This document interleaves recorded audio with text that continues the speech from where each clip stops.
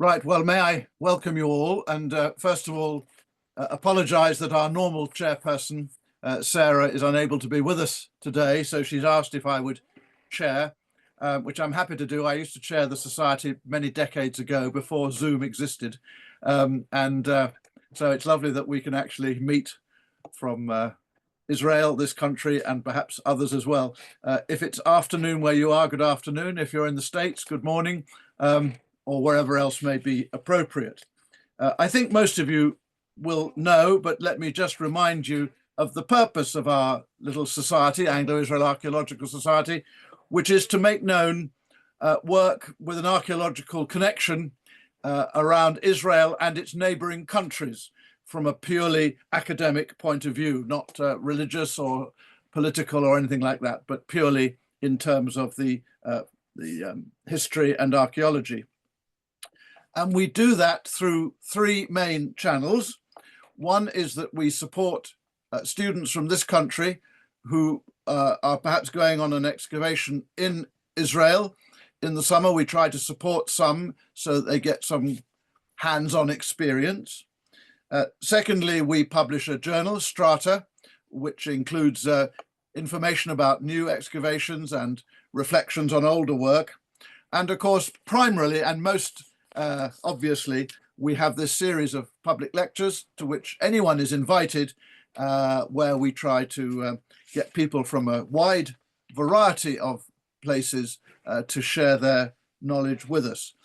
We are a charitable society and would encourage anyone who isn't already a member to join. I know we don't charge for the lectures, but if you appreciate them, there's a small annual fee. It's not really very much, and you get the benefit of the Strata journal with your membership, plus a chance to see these lectures as they're recorded, and today's is being recorded online in the members only area of our website before later on they're made more widely public. So do by all means go to our website and see if you're interested perhaps in joining our number.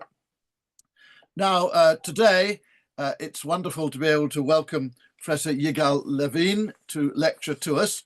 And after he's lectured, he's told me he's willing to take questions. So please, would you type your questions in the chat facility? You're all muted and you can't unmute yourselves. It's a sort of very strict thing here. We do that because we have had sometimes unfortunate interruptions from people who've forgotten to mute themselves. So you are muted so that we can enjoy the lecture uninterrupted. Professor Levin comes from Bar-Ilan University, and his great special interest is in the history of Israel in the biblical period, dealing particularly with geography, archaeology, and history. And he's a prolific writer. I have one of his books here, which you'll see is a chunky volume. The first of 3 volumes he's planning. I think the second one's in the press now, on the Books of Chronicles. And I wrote a short review of this when it came out a few years ago, and I just looked it up this afternoon to see what I'd said.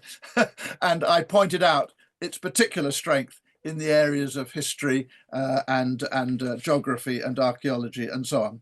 So he's very well suited to talk to us today on, not on Chronicles, but a related topic, because in the book of Ezekiel, the prophet Ezekiel, in the closing chapters, we have, well, he'll tell us what they are, perhaps idealistic or something, description of the land and so on, with some rather curious replacements to normal names of places elsewhere in the Hebrew Bible. And he's going to talk particularly today about the use of Tamar, which stands where otherwise we might have expected Edom. So there's a mystery for us. And Professor Levin, we look forward very much to hearing what you have to tell us. Thank you.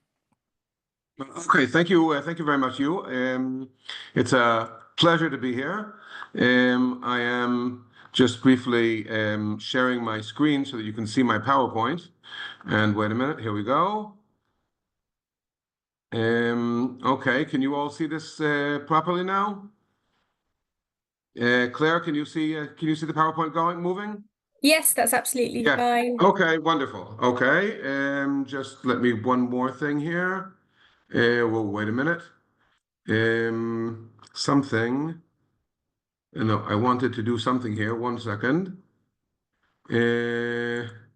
Yes, no, that's not what I wanted.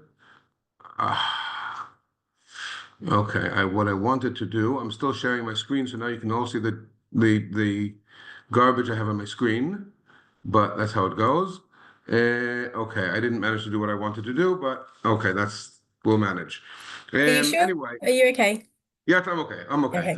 Sorry for that. Okay, so in any case, this lecture will address an anomaly that I stumbled upon a couple of years ago when working on the appearances of Edom, or as you pronounce it, Edom, in the exilic and post-exilic prophetic literature.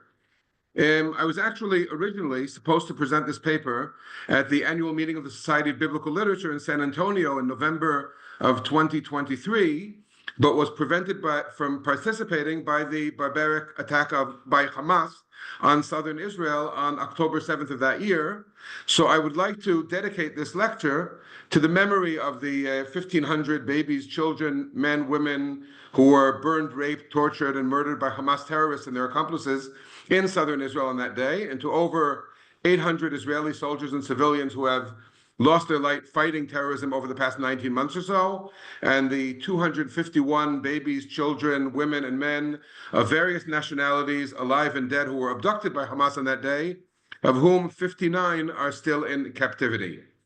In the 25th year of his exile, at the beginning of the year, on the 10th day of the month, in the 14th year, after the destruction of Jerusalem, the year that we would call 572 BCE, Ezekiel had his final great vision. In this vision, the hand of God transported him from Babylonia to Jerusalem and showed him the rebuilt temple, its surroundings, its personnel, and its rituals. At the beginning of chapter 47 of the book of Ezekiel, he sees an image of a great river flowing from the temple to the Dead Sea, watering and bringing life to the resettled land.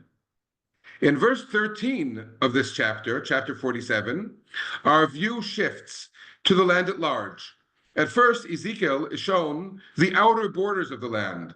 And then in chapter 48, he's shown the division of the land between the 12 tribes of Israel, with special space made for the Levites, the priests, the Nasi, usually in English translated the prince, and finally another view of the utopian new city of Jerusalem, which is even given a new name, the Lord is there. In my classes on biblical historical geography, I very often contrast the division of the land in Ezekiel 48 to that which is described in Joshua chapters 15 through 19. The tribal territories in Joshua are described in a way which shows a real knowledge of the land, naming towns, streams, hills, and other features, and thus must have originally depicted some geographical reality, although the historical background of that reality is, of course, debated among scholars. The division of the land in Ezekiel chapter 48, is what I like to call in Hebrew, Geographia shel Beit Midrash, written by someone who spent his time in a study hall and not in the field, with each tribal territory just stretching from east to west and showing no real knowledge of the topography of the land. In many ways, this reminds me of the territorial claims of the early United States or the colonial powers division of the Middle East or of Africa. Ezekiel, as a Judean living in southern Mesopotamia, either had little firsthand knowledge, although of course he was exiled. He was originally from Jerusalem, but he was exiled, and we don't even know at what age. Either had little firsthand knowledge of the land of Israel or simply did not care. It didn't serve his purposes to get into any kind of geographical detail. However, the description of the boundaries of the land in chapter 47 is very different. It does name specific towns, districts, a brook, a river, and 2 seas. It begins on the northern coast at some place called Hethlon, goes by Lebo, Tzedad, Sibraim, which lies between the Gevul of Damascus and the Gevul of Hamath, as far as Hatzar Tichon, which is on the Gevul of Haran. The eastern border then runs between Haran and Damascus, and along the Jordan River between the Gilead and the land of Israel, to the eastern sea, in other words, the Dead Sea, as far as a place called Tamar, which we will come back to. The southern border goes from Tamar to the waters of Meribot Kadesh, from there along the brook, presumably meaning the brook of Egypt, to the Great Sea. And the western border runs along the coast of the Great Sea being what we today call the Mediterranean. Since the very early days of scholarship, scholars have realized, of modern scholarship, scholars have realized that there's a connection between these boundaries of the land described by Ezekiel and those described in the book of Numbers, chapter 34, verses 3 through 15. Since both describe the southern border as stretching from the Dead Sea through Kadesh to the brook of Egypt, the northern border at a place called Lebo or Lebo Hamat, and the Jordan is the eastern border. The southern border also seems to match the southern border of the tribe of Judah as described in Joshua chapter 15, verses 1 to 4. So by and large, scholarship has been concerned with four main issues. The first is the identification of specific places along these boundaries, such as Benjamin Mazar's identification long ago of Lebo Hamat at a place called Lebwe in the northern Lebanese Bekaa, which I'll just say a couple of words about.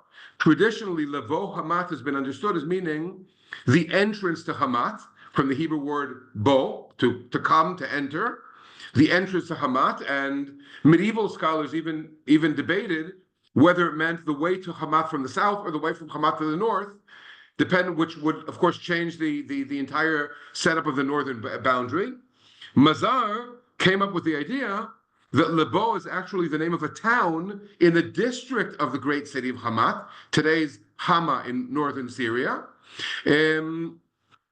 So that has pretty much become not totally consensual, but has been accepted by many scholars. Or, for example, Tel Aviv University's Nadav Naaman proposed that the brook of Egypt, which is mentioned on the south western boundary, is actually what today we call Nahal Besor, which is actually the wadi that runs into the Mediterranean just south of the city of Gaza, and not the traditional Wadi El Arish, which runs into the Mediterranean in the middle of the Sinai coast, today within the country of Egypt. Or, for example, Yochanan Aharoni's identification of Tamar at a place called Ein Husub, which today is called Ein Hatziva, and of course we will come back to that identification. Number two, the original setting and date of those boundaries. Again, from Benjamin Mazar and Aharoni's idea that these boundaries in Numbers 34 represent the boundaries of the Egyptian-ruled district or province of Canaan in the late Bronze Age, before the Israelites appeared on the scene. Two other scholars who date these boundaries to sometime during the Israelite monarchy or sometime during the post-exilic period, or an ideological construct that has no historical background.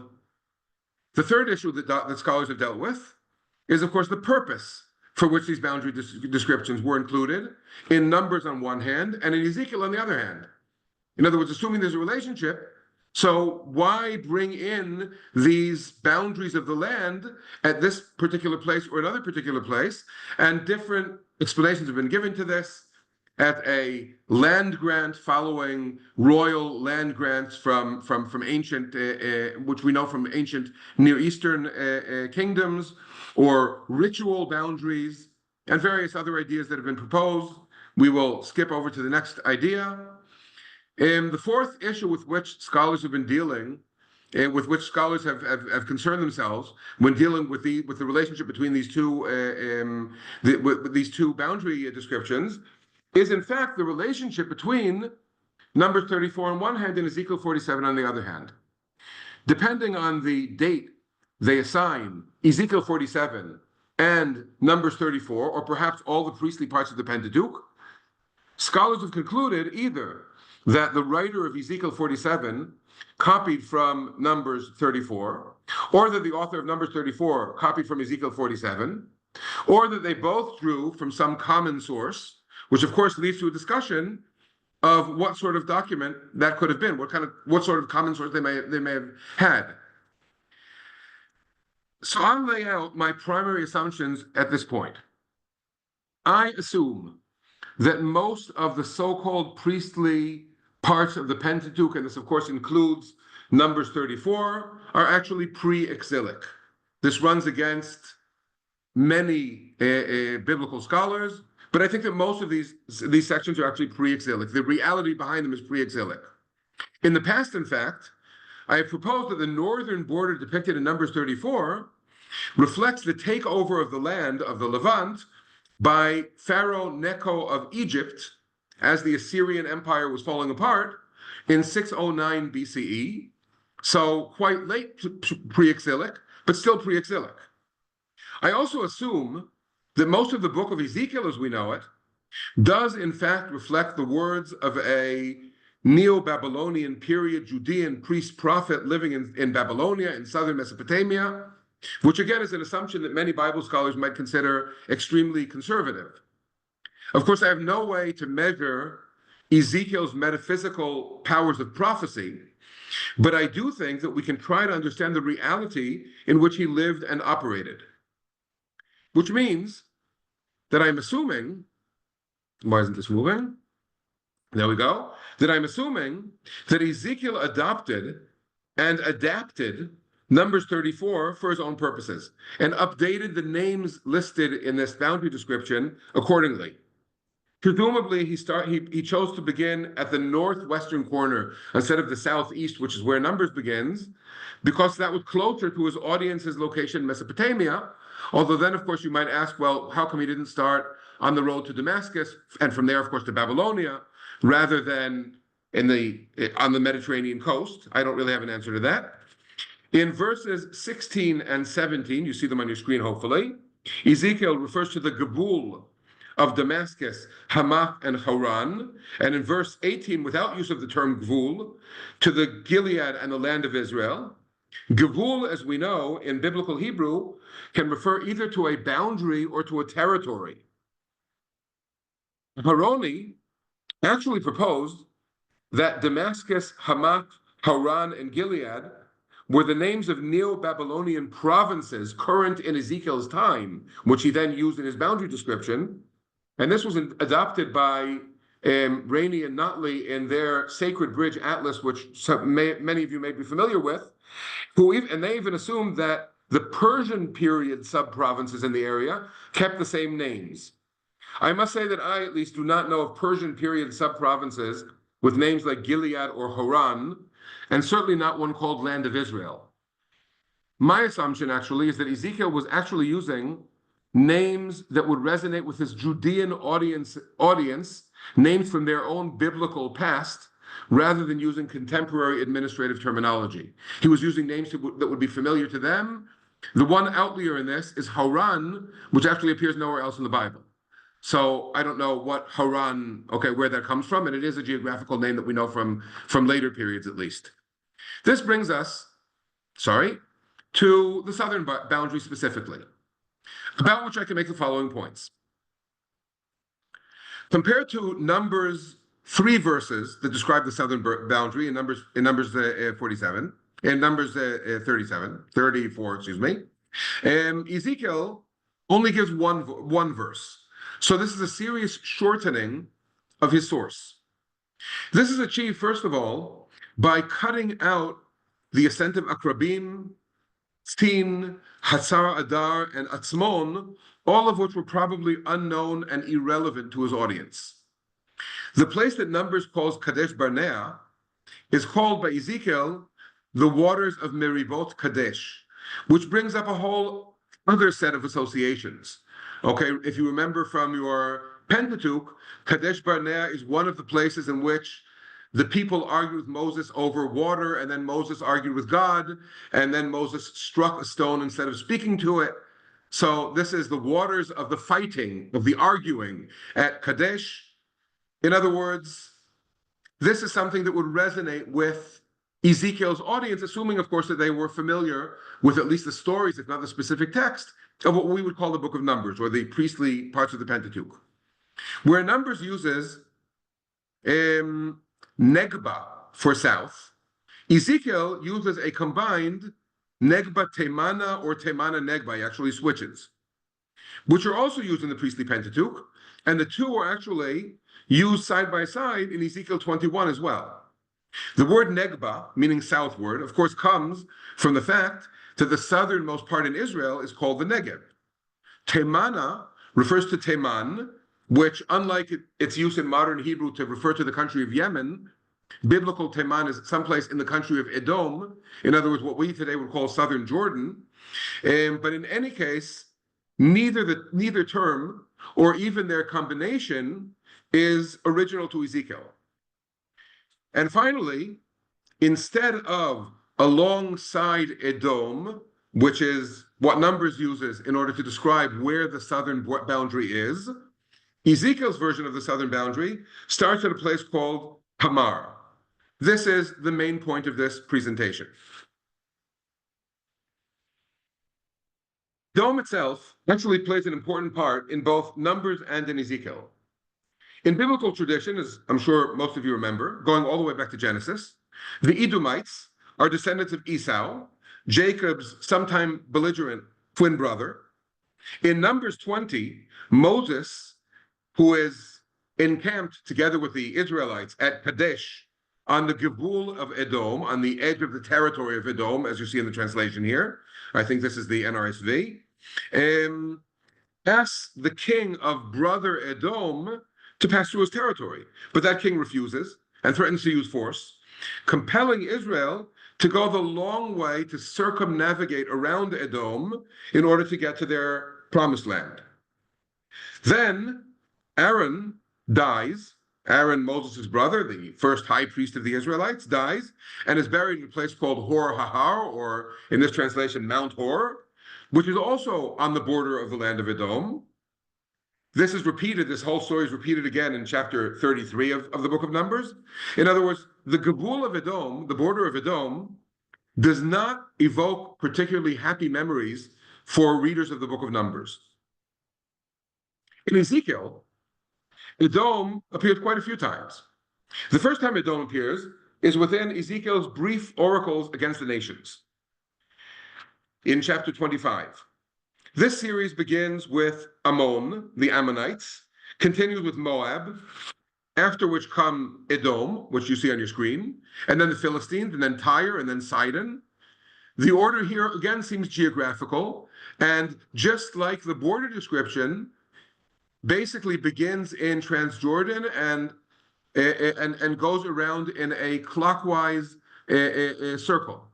Not that Ezekiel had a clock, but okay, interesting that both of these in descriptions use that clockwise direction. I wonder how many of my young students actually understand that reference when I say clockwise.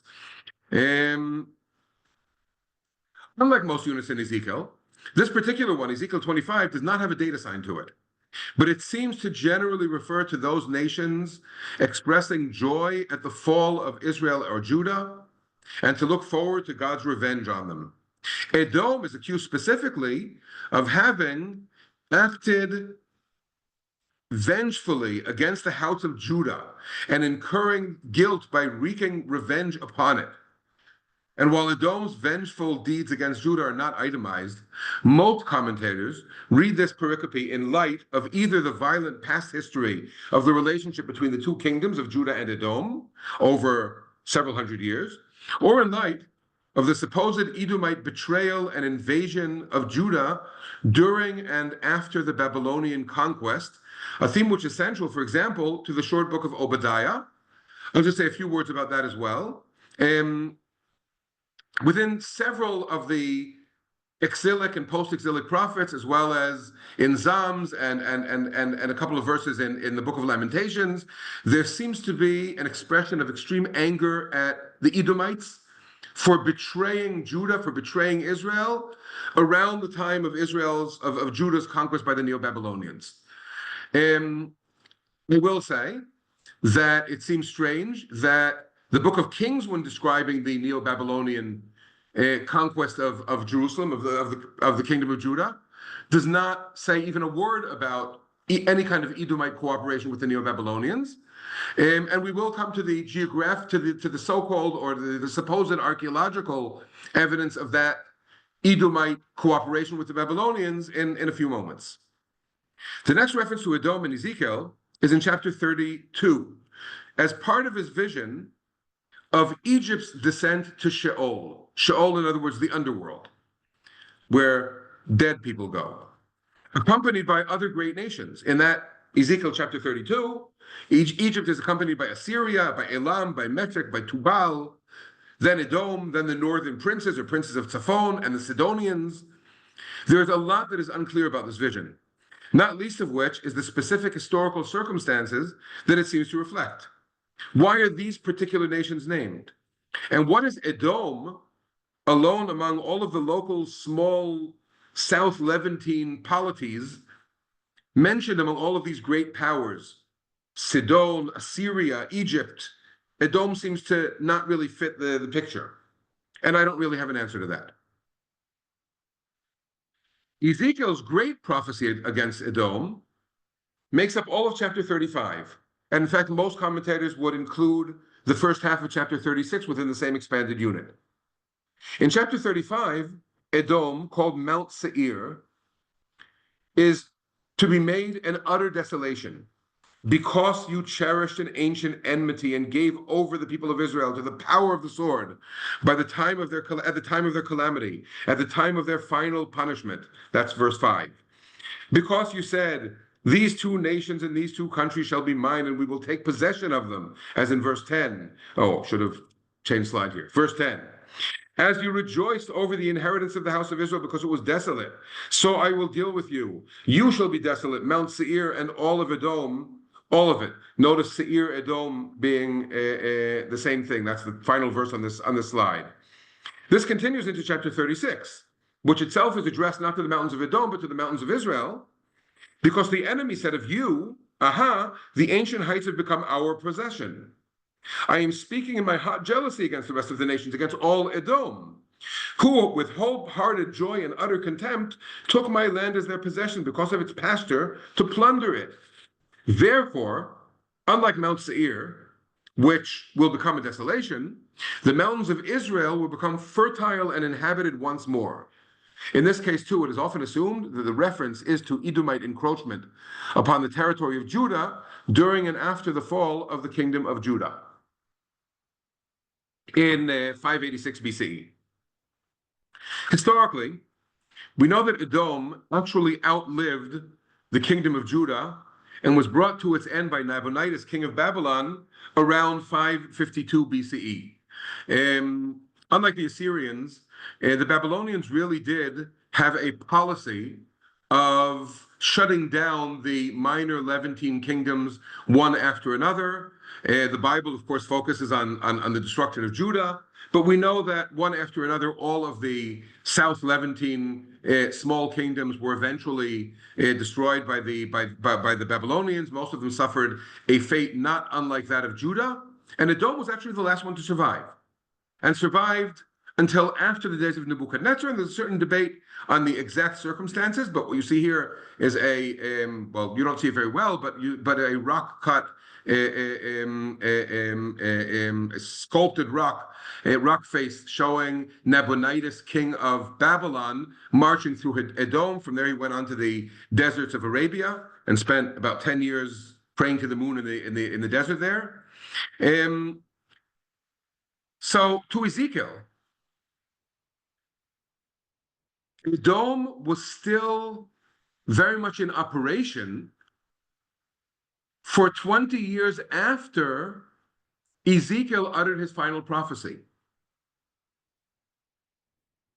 However, since Ezekiel did envision a future in which Edom would be devastated and would descend to Sheol, it certainly had no place on his description of the borders of the future land of Israel. So instead, he inserted Tamar. But where or what in the world is Tamar? Well, besides its position as the southeastern boundary marker in Ezekiel 47 and repeated again in chapter 48, verse 28, the only other appearance of a place called Tamar in the entire Bible is in the Ketib, in other words, in the tradition of scribal writing of 1 Kings chapter 9, verse 18, listed among Solomon's building projects. However, the Kure there, in other words, the Masoretic tradition of pronunciation, actually preferred to pronounce that place name as Tadmor, as does the parallel passage in Chronicles, in 2 Chronicles chapter 8. Solomon built Tadmor in the desert and all the storage towns that he built in Hamath.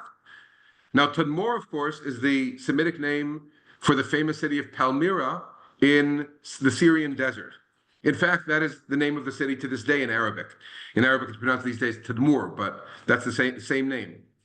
Since both Tamar and Palmyra seem to have a similar meaning, both meaning palm tree, and in the case of Palmyra, actually is understood to refer to the oasis with many, many palm trees that is not far from the ruins of the city, the equation is not difficult to understand. However, since Tadmor or Palmyra is in the Syrian desert, about 220 kilometers northeast of Damascus, it certainly does not help us locate our Tamar, which is somewhere on the southeastern boundary of the land of Israel. There is, however, a place called Hatzatzon Tamar, which appears in Genesis 14, chapter 7, the story in which Abraham gets involved in a war between 4 invading kings from who knows where, who enslaved 5 kings around the valley of Siddim, which later became known as the Sea of Salt or the Dead Sea. No one really knows the historical background, if any, of this story or where it came from. But what I'm interested in right now is the geography. And in the geography, there's a place called Hatzatzon Tamar, which comes right after, as you can see on your slide, Mount Seir, which, remember, in much of the Bible, including Numbers, including Ezekiel, is a synonym for Edom, and En Mishpat, which is Kadesh, presumably our Kadesh Barnea, the waters of Meribot Kadesh.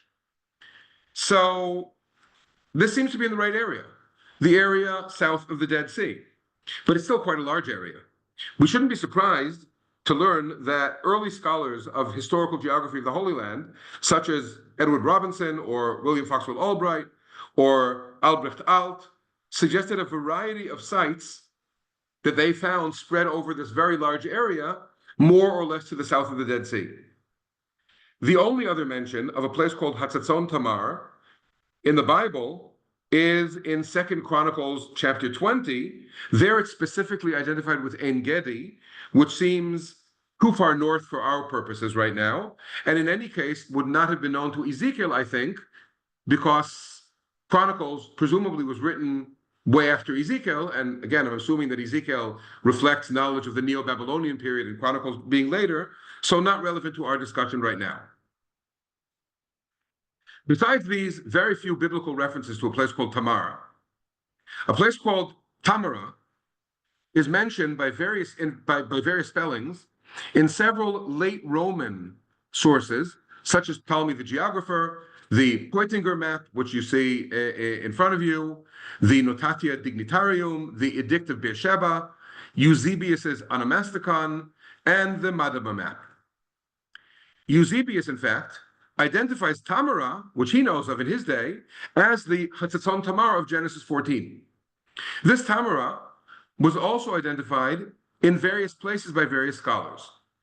One of these was a place called Ein Husub, which today is called Ein Hatzeva. It's about 19 kilometers south of the Dead Sea, about 140 kilometers north of Eilat, about 80 kilometers east-northeast of Ein Kudirat, which is usually identified as Kadesh Barnea, as the biblical site of Kadesh Barnea. And when early modern explorers first visited this site, they identified the ruins of a late Roman period fortress, which could be seen on the surface, which of course matches the mention of Tamara in these late Roman sources that I just mentioned. However, while on a field trip in the 1950s to the site, Benjamin Mazar, who I mentioned before, and Michael Aviona, again, a historical geographer, a historian, kind of archaeologist from the Hebrew University, noticed a lot of Iron Age pottery shards, which by the 1950s they were able to identify, lying around on the ground at the site. This then led Yohanan Aharoni, about 10 years later, in 1963, to publish a very influential article, one of the first editions of the Israel Exploration Journal, IEJ, in which he pulled all of these things together and identified Ein Hatzeva as both biblical Tamar and as the Roman period Tamara. This more or less became the consensus, and I'm not challenging that consensus. The site of Ein Hatzeva was excavated in the 1980s and 90s by Rudolf Cohen and Yigal Yisrael, more recently by Tali Erickson Guinea. Unfortunately, we do not yet have a final excavation report of the more recent excavations, but in general, Cohen and Yisrael uncovered 6 stages of settlement at the site, 3 from the Iron Age, in other words, the Israelite period, and 3 from the Roman and Byzantine periods. The earliest stage seems to have been a fortress, you can see its outline here, which the excavators attributed to Solomon, which of course has been critiqued since then. The second stage from the 9th and 8th centuries BCE is definitely a fortress that was used by the kingdom of Judah, very similar in design as the fortresses known at Arad and at Kadesh Barnea. Here you see the fortress at Arad, a fortress of the kingdom of Judah. The final Iron Age stage from the 7th and 6th centuries BCE is similar, but also includes the now famous Edomite shrine, identified as such by figurines and cultic vessels, Edomite-style pottery, what seems to be an Edomite stamp impression, and its similarity to the also presumably Edomite shrine at Kitmit, which is about 40 kilometers to the northwest of Ein Hatzeva, and itself about 15 kilometers from Arad, from the Judite fortress at Arad. These Edomite finds are often considered to be evidence of either an Edomite migration or Edomite conquest of the eastern Negev during the final years of the kingdom of Judah, which I mentioned before. And so here we see what seems to be archaeological evidence. There are several other sites in the Negev which seem to show Edomite occupation or Edomite presence of some sort or another during the late stages of the Iron Age, just prior to the fall of the kingdom of Judah. And scholars have been arguing for years over whether we should give more credence to the biblical passages, one of which you see here, Psalms 137, which seem to show an extreme anger at an Edomite betrayal of Judah, as well as a couple of the ostraca found at Arad, a couple of the inscriptions on pottery shards found at Arad, which seem to mention an Edomite danger coming towards the fortress of Arad. Again, these have been interpreted in different ways by different scholars. Or to see this Edomite migration as a gradual migration that may have been perfectly well supported even by the kings of Judah during the final days of the kingdom of Judah. In any case, when Aharoni proposed to identify Ein Hatzeva as Tamar, he did not know about the site's Edomite connection. I do not know if Ezekiel knew about the site's Edomite connection. He may have. In other words, food for thought. Did Ezekiel purposely insert Tamar instead of Edom because he knew that Tamar was an Edomite site or had some Edomite connection? Or did he insert Tamar because he knew of Tamar from some other place, from Genesis, I would say, Genesis 14, and did not know about the site's more recent Edomite history? I don't really know. Sometimes things like that just seem to come together. So, thank you very much.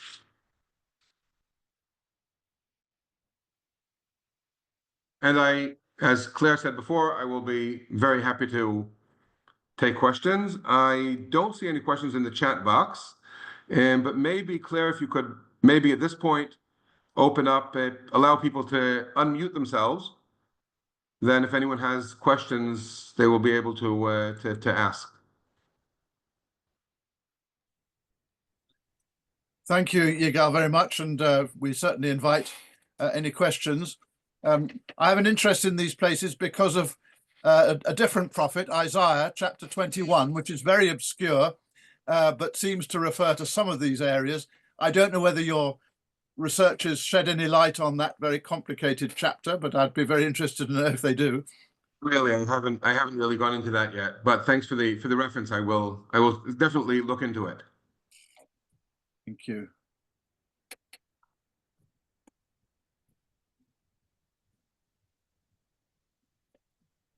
Okay, Ken asked if the excavations are open to the public.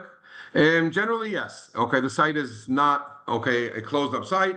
The excavations are not ongoing. The excavations, okay, there's no excavating there at the moment, but I do know that I haven't actually been there in several years, but I do know that the site is open and anyone can just go visit it. It's not yet set up as a site that's okay as a national park or anything. Apparently, that is in the works at some point. Actually, not as a national park.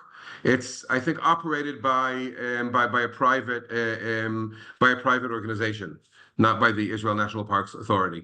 But as far as I know, yes, it is open to the public. And is it accessible? Can you get there reasonably? Yes, it's on the road. Okay, it's off the road towards Eilat. And yes, it's perfectly accessible. Good, thank you. Simon's asked, do we have any idea of the origins of the Edomites? Okay, well, that goes way beyond this, but let's put it this way. We have about as much knowledge of the origins of the Edomites as we do about the Israelites. Okay, as far as we know from their language, from other aspects of their culture, maybe even their religion, the Edomites seem to have been a Western Semitic, or maybe you could say Canaanite people, who appear in what had been, or on the fringes of what had been the land of Canaan, in this case, the eastern fringes, the southeastern fringes, southeastern Transjordan, more or less during the transition from the Bronze Age, from the late Bronze Age to the Iron Age, more or less the same time as the Israelites appear. There's actually an Egyptian reference to the Edomites a little bit earlier. But we don't really know where they come from. The fact that within the Bible, there is this very, very strong tradition of the Edomites' ancestor Esau being the twin brother of the Israelites' ancestor Jacob, probably means that as far as the Israelites are concerned, at least, the Edomites were very similar to them in culture.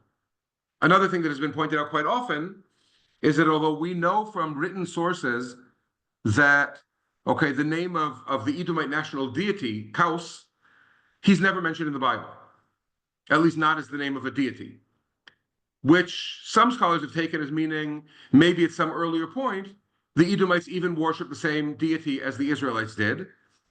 But that's, again, not saying that we know their actual origins. What we do know is that during the Iron Age, in other words, during most of the time during which the kingdoms of Israel and Judah were in operation, there was also a kingdom of Edom. And there's, again, a debate on exactly when that kingdom became viable, when it actually came into existence. There was another question somewhere there. Yes, it follows on really quite nicely from Nicholas. Given the cultural similarity, as it were, between Edom and Israel, those beautiful pictures you showed us of pottery and other matters, what makes them Edomite? They're similar to in some ways to pottery and cultic vessels that have been found in what is usually considered to be the heartland of Edom. In other words, the mountains of southern Jordan today. Which is what basically makes the connection, and like I said, there's an Edomite, what seems to be an Edomite writing style, and with a Edomite theophoric name, a stamp impression found at the site of En Hatziva. Other similar things have been found in other sites in the Negev, at Horbat Uzzah, and so on. There's a question here about copper mining. Let's put it this way. There has been quite a bit of work done at the Feinan copper mines in southern Jordan, which were mostly active in the earlier parts of the Iron Age. maybe 10th century, certainly 9th century, and seem to have been less active during the period of time we're talking about. There is a theory that the origin of the kingdom of Edom has something to do with smelting copper. That's a theory at the moment. It's not the consensus in scholarship. If Ezekiel has two choices, Edom or Tamar, to choose the place name, was the choice of Tamar because of the anger against the seething against the Edomites' betrayal? Yes, I think that was my bottom line. That he did not want to mention Edom, so he looked for something else in that area, and then used Genesis 14 or whatever version of Genesis 14 he knew in order to and use the name that he found there, the name Tamar. Thank you. Daria, you're welcome. And Anthony, I think, is joining us from Malaysia, if I'm not mistaken. So, okay. So we have a wide. That's good. Hello, Anthony. It's nice to see you. Now, are there any other questions? And probably good morning tomorrow for you. It's already 1 a.m.